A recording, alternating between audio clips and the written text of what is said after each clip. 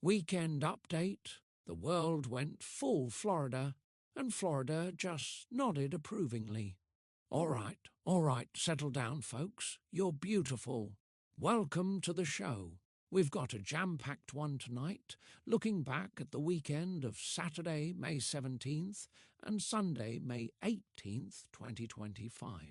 And let me tell you, it was a weekend so bizarre, so utterly baffling, you'd think the simulation was running low on RAM. Did anyone else feel the Earth tilt slightly off its axis? Because some of the headlines we saw, wow. Opening monologue. What a weekend, huh? Did anyone else feel the Earth tilt slightly? Good evening, people, or good morning, depending on how your own personal weekend roller coaster went. We are diving headfirst into the news whirlpool that was Saturday, May 17th and Sunday, May 18th. This was a weekend so packed with the peculiar, you'd suspect it was a carefully orchestrated Florida Man convention. Oh, wait, that actually happened, but more on that later.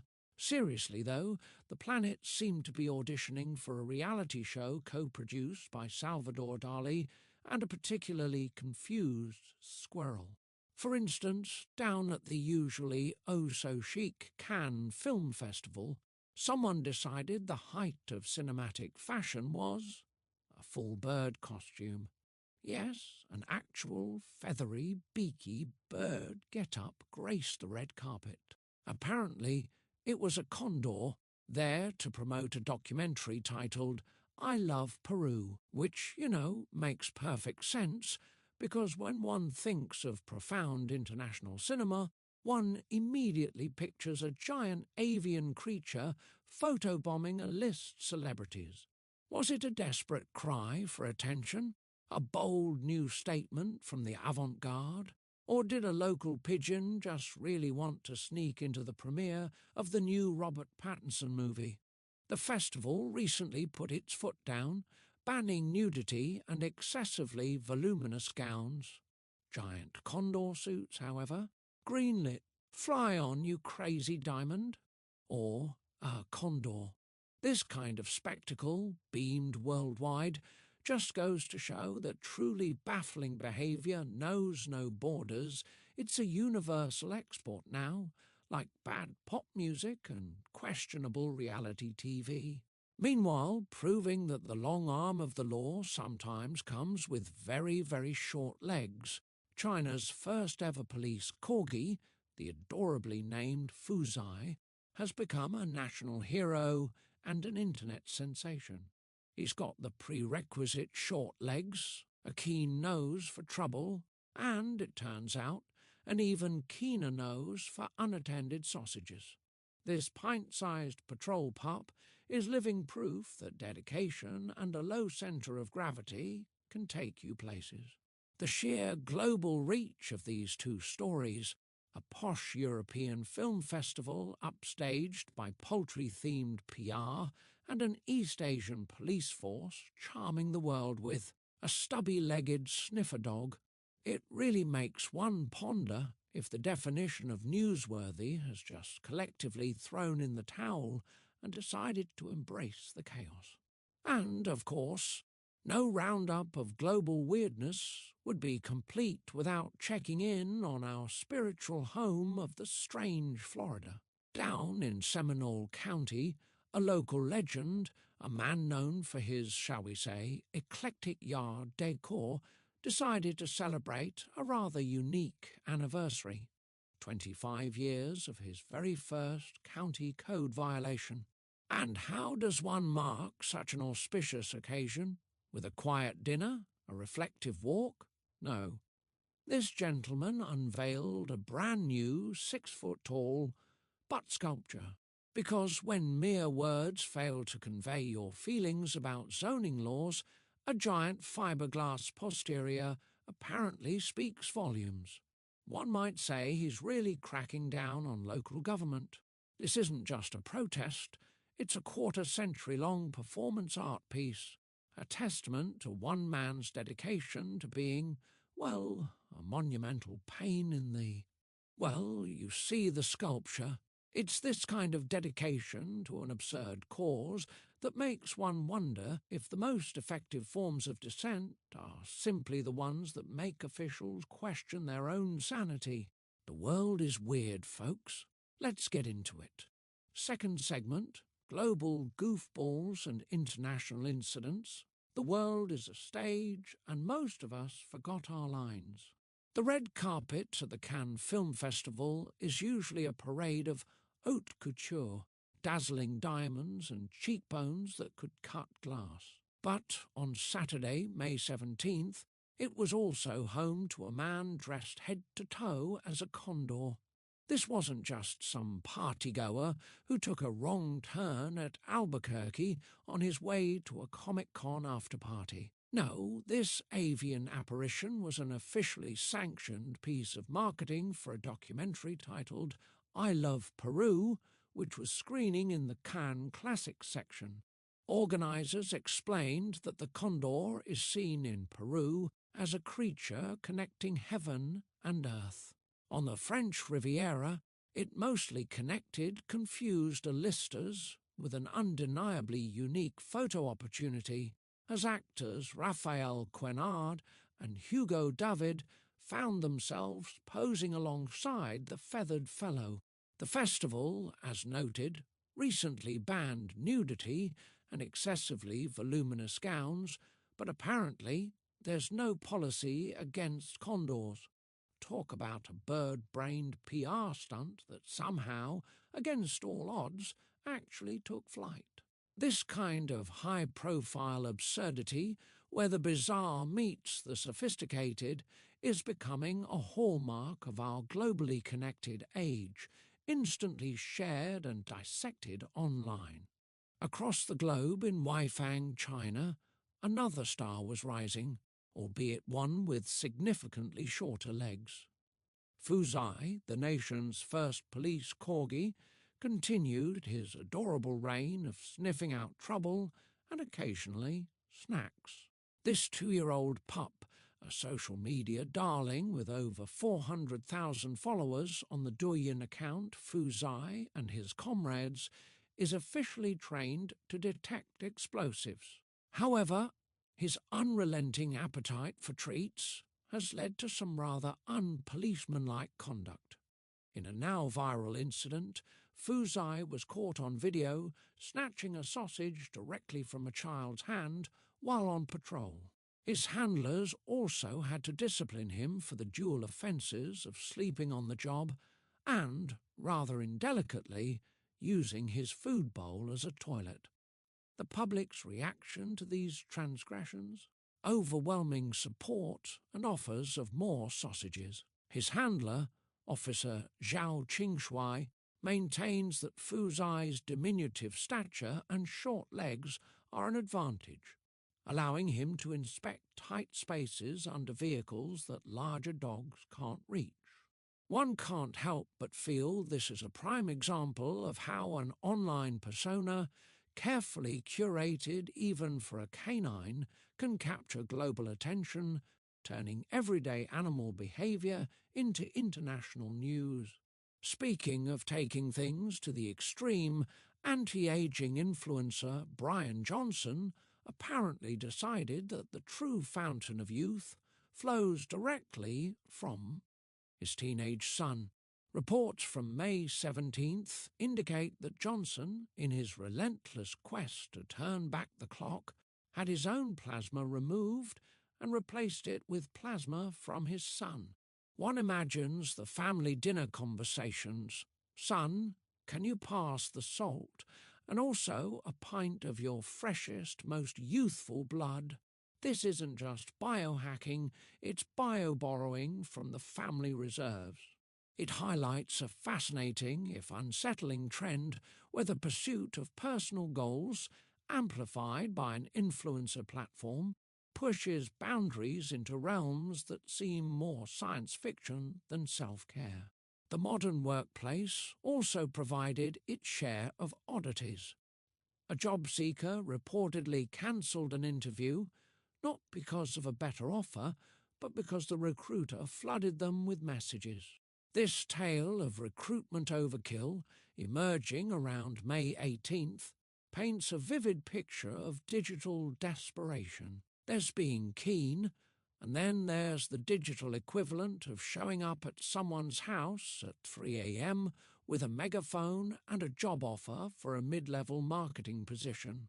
It's a peculiar problem born from our hyper-connected, yet often disconnected, ways of communicating, and for a brief, terrifying moment for many, the convenience of modern life hit a snag. On May 17th, Apple Pay experienced a global outage, leading to payment chaos for millions. Suddenly, people worldwide were forced to confront the ancient mystery of cash. Reports flooded in of individuals fumbling for quaint metallic discs called coins and rectangular paper items known as banknotes. It was a stark reminder of our deep reliance on digital systems and the ripple effect when those systems take an unscheduled coffee break. These instances, from plasma swaps to payment panics, illustrate how our increasingly complex world generates equally complex, and often hilariously absurd, problems and so-called solutions. Third segment, only in Florida, your weekly weirdness quota officially exceeded. Florida. The gift that keeps on giving, usually in the form of a headline that makes one question the very fabric of reality. This past weekend was no exception. First up, Gatorland, the self-proclaimed alligator capital of the world, hosted its 6th annual Gatorpalooza, and the main event on Saturday, May 17th, was none other than the 5th annual Gatorland Florida Man Challenge. Yes, you heard that right. The internet meme has achieved sentience and now has its own competitive event. Organisers promised a wild and wacky competition like no other, featuring appearances by the well-known characters from the Gatorland vlog team. This is the kind of uniquely Floridian fun that prompts head-shaking across the rest of the US, accompanied by a bewildered only in Florida, while Floridians themselves proudly declare only at Gatorland. Details on the specific challenges remain tantalizingly vague, but one can only imagine events like bobbing for methamphetamines in a swamp or outrunning a deputy on a stolen riding mower while juggling live iguanas. This is a prime example of how online culture can leap from the screen into real-world events, with communities gleefully embracing and even monetizing their own stereotypes. And speaking of Florida legends who lean into their reputations, Alan Davis, Seminole County's most infamous junkman, decided to celebrate a truly unique milestone, the 25th anniversary of his very first county code violation. His commemorative act? The unveiling of a brand new 6-foot-tall fiberglass sculpture of a human buttocks. This majestic posterior joins a collection of multiple sculpted posteriors of various sizes that have adorned his yard over the past quarter-century, alongside stacks of scrap metal, PVC pipes, rusted appliances, and towering weeds he occasionally fertilizes. Davis, 69, calls his ever-evolving junkyard a political protest against Seminole County government, a statement protected by the First Amendment, in his view. "You can all kiss my," Davis has reportedly said, taunting officials for decades. He owes the county a staggering $5.4 million in fines as of mid-January 2025, with hundreds more accruing daily. But remains defiant. "I'm not going to pay it," he declared. "I do what I want on my property." His long-suffering neighbour, David Radosevich, is, unsurprisingly, less amused by the artistic expression, simply calling the property a junkyard. Davis's commitment to his unique brand of protest despite prison time and colossal fines, has cemented his status as a quirky local character, a folk hero of defiance to some and a monumental nuisance to others. Not to be outdone by its human inhabitants, Florida's weather also decided to join the weekend's weird fest. A tornado touched down in Destin on Saturday morning, May 17th, after a waterspout made landfall. The twister damaged property, toppled traffic lights, and undoubtedly gave some vacationing seagulls a story to tell their grandkids. Because if you're going to experience a tornado, why not do it with a picturesque beach backdrop? It's this kind of incongruity that keeps Florida in the headlines. And, because no Florida segment is complete without an alligator update, remember that particularly stubborn gator found chilling in an Oviedo storm pipe? Well, according to reports around May 16th, he's back. This alligator is rapidly becoming the reptilian equivalent of that one relative who overstays their welcome but is too entertaining to truly evict. You can try to relocate him to a perfectly nice pond, but some creatures just prefer the unique ambience of municipal drainage systems. These recurring figures, be they human or animal, become part of the local law, their escapades shared with a mixture of exasperation and affection. Fourth segment, celebrity confessionals and Hollywood hullabaloo, they're just like us, if we had more money and fewer boundaries. The world of celebrities often feels like a different planet, but sometimes, just sometimes, they give us moments of such relatable awkwardness or over-the-top drama that we can't help but tune in. Live from New York, it was the season 50 finale of Saturday Night Live on May 17th, and host Scarlett Johansson finally got her public revenge on Weekend Update co-anchor Michael Che for that now infamous Costco roast beef joke. For those who missed the original comedic car crash last December, Che had forced Johansson's husband, Colin Jost, to read a joke comparing her, nether regions to the aforementioned wholesale club delicacy. Johansson, watching backstage, was visibly shocked, later calling the joke vulgar and so gross.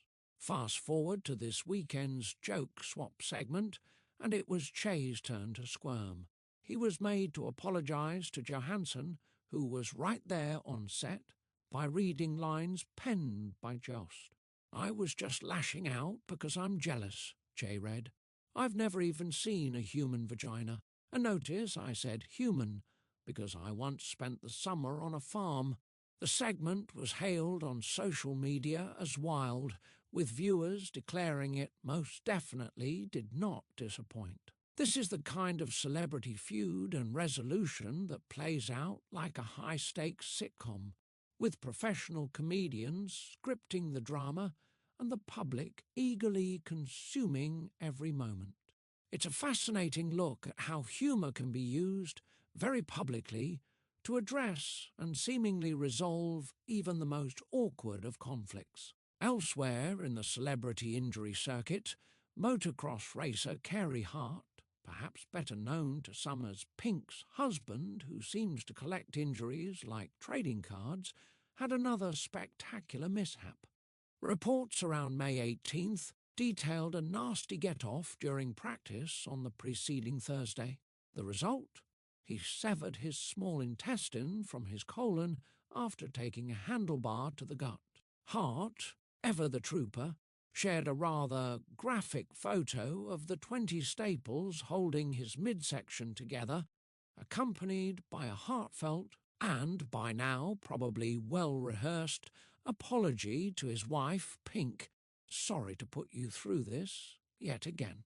One has to imagine that at this point, Pink has a dedicated Carey's Exploded Again emergency fund. Their wedding vows likely included a clause for in sickness, in health, and for every time you attempt a stunt that makes Evel Knievel look like a cautious librarian. This willingness of celebrities to share such intensely personal and often painful moments blurs the line between private life and public consumption, creating a unique form of entertainment born from real-life drama. Fifth segment, Family Matters, or does it? When kin gets kooky and asks you to change your name. Family, can't live with them, can't legally sell them on eBay. And this weekend, the family drama dial was turned up to 11. First, a heated debate erupted on Reddit, reported around May 17th, over a truly unique baby name choice. A 31-year-old man shared his dismay because his 29-year-old sister plans to name her soon-to-be-born son Maxwell. A perfectly lovely name, you might think. The catch? It's inspired by the man's recently deceased golden retriever, Max. The brother finds this weird and kind of gross, while the sister insists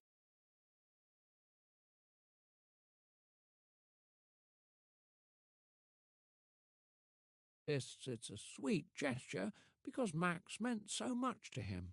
But here's where this tale, takes a darker turn.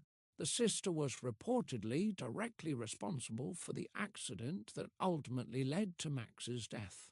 She had been dog-sitting, forgot to close a gate, and Max was hit by a car. To make matters even more awkward, the brother claims she didn't even particularly like Max when he was alive. So, is this a touching, albeit unconventional, tribute? Or is it a bizarre, passive-aggressive apology gift wrapped in a onesie? The internet, naturally, was deeply divided, offering opinions ranging from heartwarming to grounds for disownment.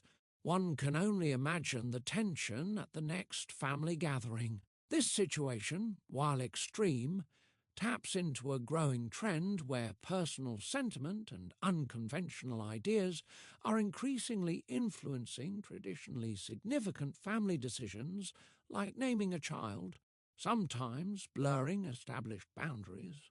But if you thought naming a baby after a dog was peak family eccentricity, hold my non-alcoholic beer. A 23-year-old woman shared her predicament around May 18th. Her pregnant cousin, Lila, who is described as being very into family lore, spiritual omens and old prophecies, has demanded that she, the cousin, give up her own name. Why this extraordinary request? Because, according to an ancient family prophecy, a girl born into their bloodline bearing the cousin's name is destined to have a great spiritual awakening, unlock ancient family powers, and become the protector of our lineage. Lila believes her unborn daughter is the true heir to this prophecy and needs the name to absorb my connection to these mystical forces. She even suggested her cousin pick a new, neutral and mundane name so as not to compete for the energy. The cousin, understandably, refused. The audacity is almost admirable. It's one thing to want a unique name for your child. It's another to expect a living relative to undergo an identity overhaul for the sake of a mystical upgrade. On a decidedly more heartwarming and less magically demanding note, a Los Angeles-based ceramicist named Karina Black went viral for a beautiful way to preserve cherished memories. Inspired by a love letter from her husband and treasured notes from her late father, Black transforms handwritten letters and notes into sculptural ceramic keepsakes, designed to last forever. In a world dominated by fleeting digital messages, this tangible act of preserving handwritten sentiments clearly resonates with many, offering a way to make precious words and memories permanent. It's a poignant counterpoint to the ephemeral nature of modern communication, reflecting a deep human desire to hold on to connections. Perhaps the cousins from the previous stories could commission a ceramic "Do Not Name Baby" after my dog plaque, or a "My Name Is Not Up for Prophetic Grabs" tile. These stories, from the bizarre to the beautiful, all touch upon our innate human need to create meaning, preserve legacies, and navigate the often complex web of family relationships, sometimes with grace, and other times with a level of weirdness that deserves its own national holiday. Segment The Wide World of Wacky Sports. You can't make this stuff up, but they do. The world of sports this weekend was less about the thrill of victory and the agony of defeat, and more about the sheer, unadulterated, "Wait, what just happened?" in news that probably caused spontaneous outbreaks of joyful weeping in the streets of Manhattan. The New York Knicks, yes, those New York Knicks, punched their ticket to the Eastern Conference Finals for the first time in a staggering 25 years. They achieved this feat by handily defeating the Boston Celtics on Saturday, May 17th. Fans are reportedly partying like it's 1999, only this time their celebratory beers cost about the same as a down payment on a small car back then. The Oklahoma City Thunder also secured a chance to battle for a spot in the Western Conference Finals. It's a topsy-turvy time in professional basketball when a team known more for its decades of almosts and not quites suddenly becomes a genuine contender. It's the kind of underdog story that gives hope to long-suffering fans everywhere. But the pros weren't the only ones delivering the athletic spectacle. Sunday, May 18th, was a veritable buffet of unbelievable plays in the college and minor league circuits. First, in NCAA baseball, picture this: top of the ninth, bases juiced, a line drive screaming towards second base.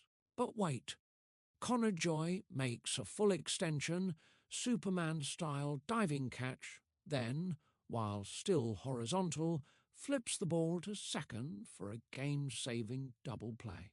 The sheer athleticism, the disregard for personal safety, that's dedication, not to be outdone.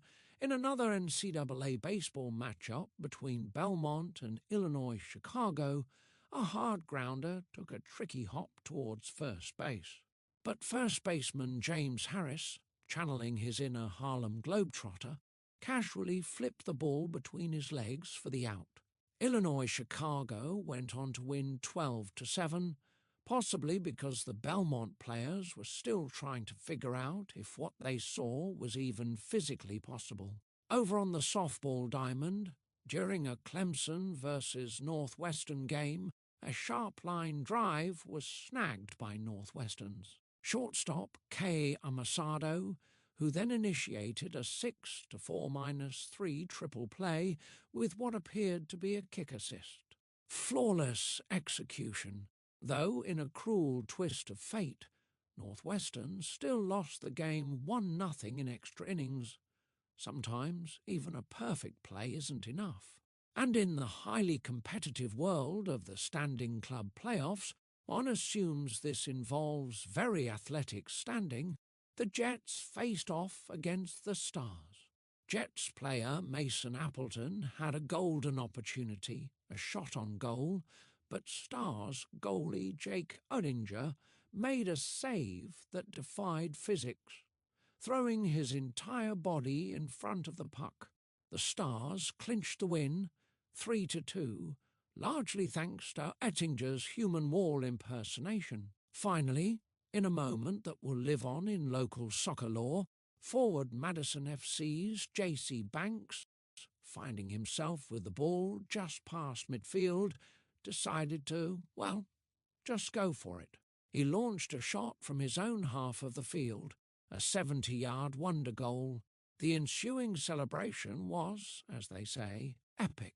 The game itself ended in a 1-1 tie, but let's be real, Banks won the moral victory, and probably a lifetime supply of "how did he do that?" replays. These moments of unexpected skill, luck, and sometimes outright absurdity are what make sport so captivating. A perfect mirror for a weekend where the news itself felt like a series of improbable plays. Seventh segment, Mother Nature and the Cosmos. What were they thinking this weekend? While humans were busy being their usual perplexing selves, the universe and Mother Nature seemed to be in a particularly whimsical mood. Meteorologists, those brave souls who try to predict the unpredictable, noted around May 16th to 18th that we were experiencing an unusual and rather shy start to the hurricane season. As of May 16th, not a single tropical cyclone had bothered to form anywhere north of the equator. This level of atmospheric apathy has only occurred 5 other times since 1950. According to the experts, by this point in an average year, we typically have seen about 3.5 storms brewing. Is Mother Nature finally taking a well-deserved vacation? Did the hurricanes collectively decide to unionize and are now on strike, demanding better wind conditions and more dramatic news coverage? Phil Klotzbach of Colorado State University, offering the kind of definitive statement we've come to expect from weather forecasters, said, "It's too early to tell." Thanks, Phil. That's like a doctor saying you might be sick or you might just be Canadian. Interestingly, while the Northern Hemisphere was enjoying this calm, the Southern Hemisphere was apparently hosting a tropical storm rave, with 31 named storms well above their average of 25. It just goes to show weather, much like family, is predictably unpredictable. This human tendency to seek patterns, even in the chaos of nature, speaks volumes about our desire for control in an uncontrollable world. And if you were looking for guidance from further afield, astrologers were all a-twitter about a significant celestial event. The Sun was conjunct Uranus on May 17th and 18th. This cosmic alignment, they proclaimed, would bring a powerful impetus for renewal, discoveries, technological leaps, and unexpected solutions. Unexpected solutions, you say? Like a Corgi becoming a key asset in law enforcement? Or a giant butt sculpture fostering better community relations in Seminole County? It seems the stars are merely playing catch-up with the headlines already being written down here on Earth. Finally, to gently nudge all this terrestrial turmoil into cosmic perspective, NASA gifted us with a stunning Pluto flyover video on May 18th, compiled from images taken by the New Horizons spacecraft during its 2015 rendezvous. As one virtually soars over mountains thought to be composed of water ice, coloured by frozen nitrogen, and across vast, flat seas of mostly solid, nitrogen segmented into strange polygons, the earthly antics of, say, a man in a bird suit at a film festival begin to seem almost quaint. The New Horizons spacecraft, having completed its Plutonian paparazzi duties, is now bravely heading out of our solar system. One can almost imagine it taking a final look back at the weekend's newsfeed and transmitting a single, silent message, "Good luck with all that. I'm out." This grand cosmic scale really does put our daily dramas, however bizarre, into a different light, doesn't it? The 8th segment, and in other news, it was National Day. Let's celebrate accordingly. You know, folks, the calendar is a wondrous and often bewildering thing. It turns out Saturday, May 17th, wasn't just another Saturday, It was a veritable smorgasbord of officially recognised, if slightly obscure, holidays. First and foremost, it was World Whisky Day. A noble occasion indeed. A day to pour oneself a generous dram of their favourite single malt or blended scotch, perhaps contemplate the mysteries of the universe, or, more likely, just try to forget that the news from the rest of the week even happened. Slainty. It was also, rather fittingly given some of our earlier stories, National Pack Rat Day. A heartfelt salute is surely due to Mr. Alan Davis of Seminole County, Florida, who, with his 25-year accumulation of artfully arranged junk and newly unveiled buttock sculpture, is arguably the unofficial global ambassador for this particular celebration.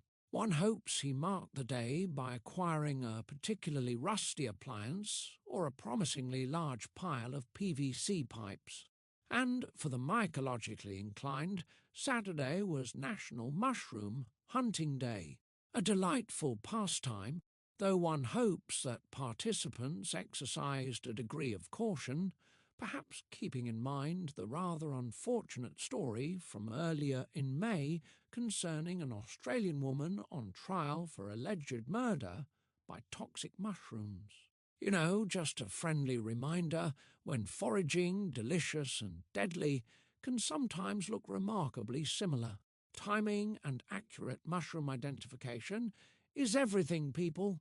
The sheer volume and delightful randomness of these national days really does make one ponder the human need to commemorate, well, just about anything. Ninth closing. That's our time, folks. Stay weird, don't eat unidentified mushrooms, and for heaven's sake, don't ask your cousin to change her name. So, to sum up the weekend of May 17th and 18th, 2025, we had birds making a splash. At prestigious film festivals, Corgis diligently fighting crime, and Florida continued its masterclass in being unapologetically Florida. Some things, it seems, are eternal. Remember, if you happen to stumble upon a strategically placed 6-foot butt sculpture, you're either witnessing a bold artistic statement, a unique form of political protest, or you've simply taken a wrong turn into Seminole County. Navigate accordingly. That's all the news that's fit to print. Or, at the very least, all the news we could wring some laughter out of in our allotted time. Thanks for tuning in. Try the veal, be good to each other, and be sure to tip your waitress. Unless, of course, she's a pie-making prodigy, secretly plotting her escape from a bad marriage, in which case maybe just offer a knowing nod and wish her well on her journey to something sweeter. Good night, everybody.